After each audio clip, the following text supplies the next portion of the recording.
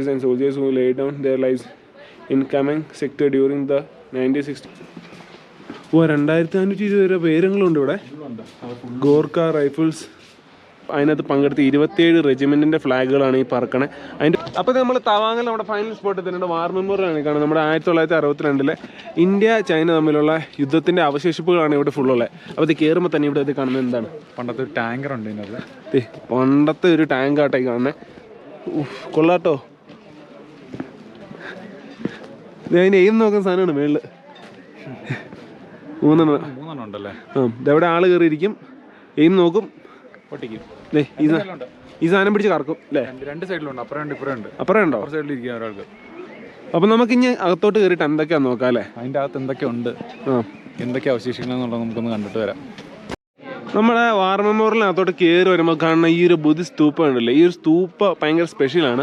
അപ്പം ഇത് ശരിക്കും ആ ഒരു വാറിന് മെമ്മോറിയലായിട്ട് ഇവിടെ സ്ഥാപിച്ചേക്കുന്നതാണ്. കാരണം ആ ഒരു വാർ നടന്നതിന് ശേഷം നമ്മുടെ ഇന്ത്യയിലുള്ള 2420 പട്ടാളക്കാർ ആ ഒരു വാറിൽ ശരിക്കും മരിക്കുകയുണ്ടായി. അപ്പോൾ അതിൻ്റെ ഒരു മെമ്മറിക്കായിട്ട് നമ്മുടെ തവാങ്ങിലെ ആൾക്കാരെല്ലാം കൂടി സ്ഥാപിച്ചാണ്. പിന്നെ അവർ ഉപയോഗിച്ചുകൊണ്ടിരുന്ന തോക്കുകളും പിന്നെ അങ്ങനെയുള്ള കുറേ സാധനങ്ങളുണ്ട്. അവിടെ ഇട്ടുകൊണ്ടിരുന്ന ജാക്കറ്റ് അങ്ങനെയുള്ള സംഭവങ്ങളെല്ലാം ആ ഒരു ഇത് കഴിഞ്ഞിട്ടുള്ളതെല്ലാം ഇവിടെ സൂക്ഷിച്ച് വെച്ചിട്ടുള്ളതാണ്. നമ്മുടെ ഇവിടെ ആയിട്ടൊക്കെ സൂക്ഷിച്ചിട്ടുണ്ട്. പിന്നെ ഈ കാണുന്ന ഫ്ലാഗുകൾ കണ്ടില്ലേ, ഇത് ശരിക്കും ആ ഒരു വാറിൻ്റെ ടൈമിൽ നമ്മുടെ അതിനകത്ത് പങ്കെടുത്ത 27 റെജിമെൻറ്റിൻ്റെ ഫ്ലാഗുകളാണ് ഈ പറക്കണേ. അതുപോലെ തന്നെ നമ്മുടെ ഇന്ത്യൻ ആർമിയുടെയും പിന്നെ നമ്മുടെ ഇന്ത്യയുടെയും ഒരു പതാക ഇപ്പറായിട്ട് കൊടുത്തിട്ടുണ്ട് കേട്ടോ. അകത്തോട്ട് കയറുവാണ്. ഇവിടെയൊക്കെ തന്നെ ആ ഒരു സമയത്തെ കുറച്ച് ഹിസ്റ്ററീസും കാര്യങ്ങളൊക്കെ തന്നെ ഇവിടെ എഴുതി വെച്ചിട്ടുണ്ട്. പിന്നെ ഈ ഒരു ബുദ്ധിസ്റ്റ് സ്തൂപം ഭയങ്കര സ്പെഷ്യലാണ്. എൻ്റെ അവിടെ ഒരു ബുദ്ധയുടെ ഒരു പ്രതിമയും കാര്യങ്ങളും കൊടുത്തിട്ടുണ്ട്. ശരിക്കും അതിൻ്റെ ഒരു ഓർമ്മയ്ക്ക് വേണ്ടിയിട്ടാണ് ഈ ഒരു സ്തൂപം ഇവിടെ സ്ഥാപിക്കണേ ഉണ്ടല്ലേ. In the memory of the 220 officers, JCs and soldiers who laid down their lives in Tawang sector during the 1962 war. Their names live evermore. Okay, എല്ലാവരും പേരുണ്ടല്ലേ? ഓരോരോ സെക്ടറിലുള്ള ആൾക്കാരുടെ പേരായിട്ട് കാണാം അല്ലേ? ഇവരെല്ലാം തന്നെ രാജ്പൂത്ത്. 2520 പേരുകളുണ്ട് ഇവിടെ. Gorkha rifles, grenadiers. അവരുടെയും കൂടി ബാഡ്ജിൻ്റെയും കൂടി ഉണ്ട് കേട്ടോ. ഉണ്ടോ എല്ലാവരുടെയും?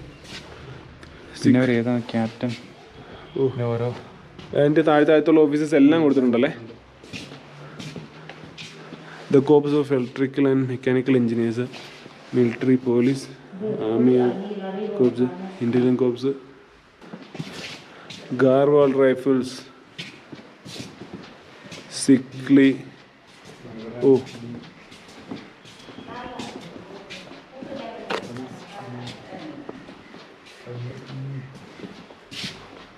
ആർമി എഡ്യൂക്കേഷൻ കോർപ്സ്, പനി കമ്പനി.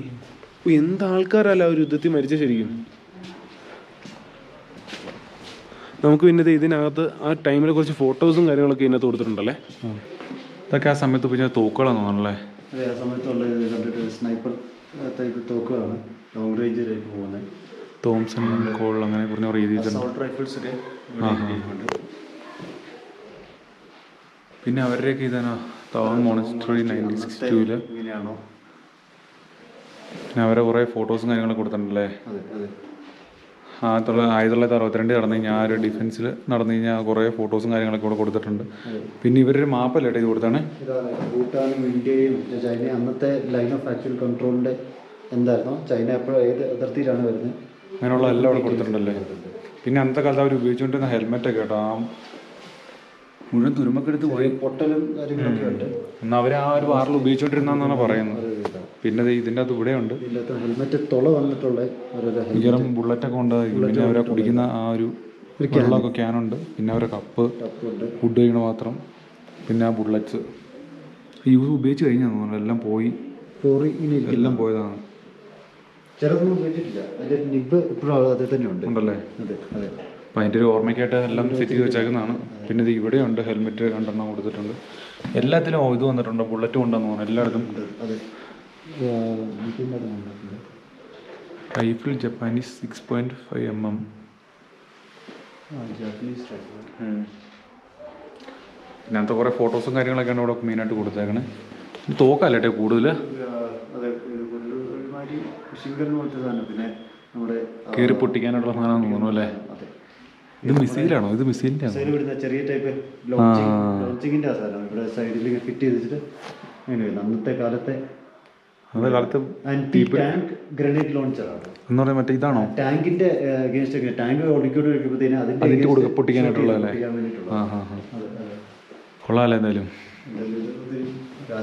ഇവിടെ ഗൺ മെഷീൻ ടോംസൺ കോൾ എന്ന് പറഞ്ഞൊരു സംഭവം വേറെ തോക്കൂടെ വെച്ചിട്ടുണ്ട്. ഈ സൈഡിലേക്ക് കൊടുത്തിട്ടുണ്ട്. ആ 2007 പട്ടാളക്കാർ മരിച്ചായിരുന്നു, അവരൊക്കെ ഇങ്ങനെ കൊടുത്തിട്ടുണ്ട്. ആ സൈഡിലും ഉണ്ടായിരുന്നു. അപ്പോൾ നമ്മൾ പകുതി കണ്ടുവന്നു. ഇവിടെയുണ്ട് രാജ്പുട്ട് എന്ന് പറഞ്ഞ് എഴുതി വെച്ചിട്ടുണ്ട്. എല്ലാവരും ഒരു ഗ്രേഡ് വെച്ച് ചെയ്തിട്ടുണ്ടല്ലോ ഏട്ടാ. ക്യാപ്റ്റൻ അത് കഴിഞ്ഞിട്ടുള്ള താഴേക്കുള്ളതും അങ്ങനെയുള്ള ഇത് വെച്ചിട്ടുണ്ടല്ലേ. മറാത്ത L1 ആണോ? LI അല്ലേ? ആസ റൈഫിൾസ്, മദ്രാസ്, അങ്ങനെ എല്ലാവരുടെയും ഫോട്ടോസല്ല എല്ലാവരുടെയും പേരും സിഗ്നേഷനും മരിച്ചത് അങ്ങനെയുള്ള ഫുള്ളും കൊടുത്തിട്ടുണ്ട്. ഇവിടെ തൊട്ട് നമ്മൾ കണ്ടത് അവിടെ തൊട്ട് ഇങ്ങനെ കറങ്ങി ഇവിടെ മൊത്തം ഫുള്ള് ഇവിടെ ഫുള്ളും അവരുടെ പേര് ഇവിടെ ആ ഒരു പഞ്ച് ചെയ്ത് വെച്ചേക്കും അല്ലേ. അപ്പോൾ ആ ഒരു 27 റെജിമെൻറ്റിൻ്റെ ഫ്ലാഗുകൾ കംപ്ലീറ്റ് ആയിട്ട് അവർ പട്ടാളക്കാർ ഒന്ന് ഊരി വെച്ചിട്ടുണ്ട് കേട്ടോ. അതുണ്ടോ ഫുള്ളായിട്ട് ഊരി വെച്ചേ.